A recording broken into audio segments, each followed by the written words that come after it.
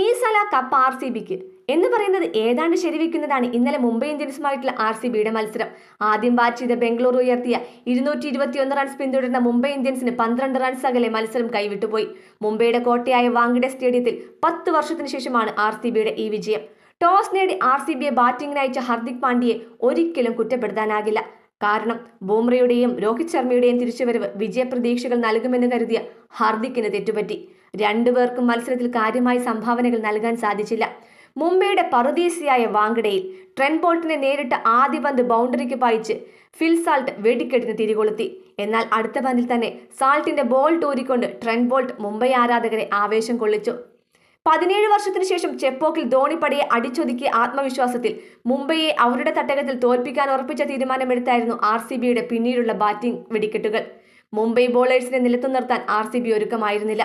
കോഹ്ലി മുന്നിൽ നിന്ന് റൺസ് എടുക്കുന്നതിൽ പട നയിച്ചപ്പോൾ ദേവ്ദത്ത് പടിക്കലും ക്യാപ്റ്റൻ രജിത് പാട്ടീദാറും കട്ടയ്ക്ക് കൂടെ നിന്നുകൊണ്ട് മുംബൈയുടെ പന്തുകൾ തുടർച്ചയായി ഗ്യാലറിയിലെത്തിച്ചു.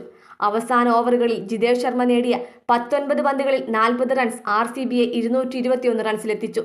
പാട്ടീദാർ 64ഉം കോഹ്ലി 67ഉം ദേവ്ദത്ത് പടിക്കൽ 37 റൺസും അടിച്ചുകൂട്ടി. മലയാളി താരം വിഘ്നേഷ് പുത്തൂർ ഒരു ഓവർ മാത്രം എറിഞ്ഞ് ഒരു വിക്കറ്റ് നേടിയപ്പോൾ ഹാർദിക് പാണ്ഡ്യ ട്രെന്റ് ബോൾട്ട് സഖ്യം 102 റൺസ് വിട്ടുകൊടുത്തത് മത്സരത്തിലെ ടേണിംഗ് പോയിന്റായി. 222 റൺസ് പിന്തുടർന്ന് മറുപടി ബാറ്റിംഗിനിറങ്ങിയ മുംബൈ ഇന്ത്യൻസിനെ അടിയറവ് പറയിപ്പിക്കുന്ന ബോളിംഗ് പ്രകടനമായിരുന്നു ആർ സി ബിയുടേത്. 100 റൺസ് നേടുന്നതിനിടയിൽ പ്രധാനപ്പെട്ട 4 ബാറ്റ്സ്മാൻമാർ കൂടാരം കയറി. മധ്യനിരയിൽ മുംബൈ തിരിച്ചുവരുന്നത് ആരാധകർക്ക് പ്രതീക്ഷ നൽകി. 15 പന്തിൽ 42 റൺസ് നേടി ഹാർദിക് പാണ്ഡ്യ, 29 പന്തിൽ 56 റൺസ് നേടി തിലക് വർമ്മ കൂട്ടുകെട്ടായിരുന്നു ആർ സി ബിയുടെ ബൗളിംഗ് നിരയെ കുറച്ചെങ്കിലും സമ്മർദ്ദത്തിലാക്കിയത്. ആർ സി ബി മത്സരം കൈവിടുമെന്ന ഘട്ടത്തിൽ അനിയന്റെ ടീമിന്റെ അന്തകനായി കൃണാൽ പാണ്ഡ്യ തന്നെ മുംബൈ ഇന്ത്യൻസിനെ വരിഞ്ഞുകെട്ടി. 4 പ്രധാനപ്പെട്ട വിക്കറ്റുകൾ നേടിയ കൃണാൽ മത്സരം മുംബൈ ഇന്ത്യൻസിന്റെ കയ്യിൽ നിന്നും തിരിച്ചുപിടിച്ചു.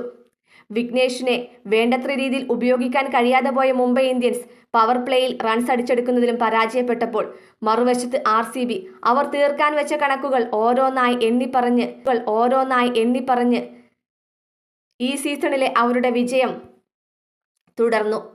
എന്തായാലും ദൈവത്തിന്റെ പോരാളികളെ അവരുടെ നാട്ടിൽ തല്ലിച്ചതച്ച് ആർ സി ബി പോയിന്റ് ടേബിളിൽ 3-ാം സ്ഥാനത്തേക്ക് ഉയർന്നിരിക്കുകയാണ്.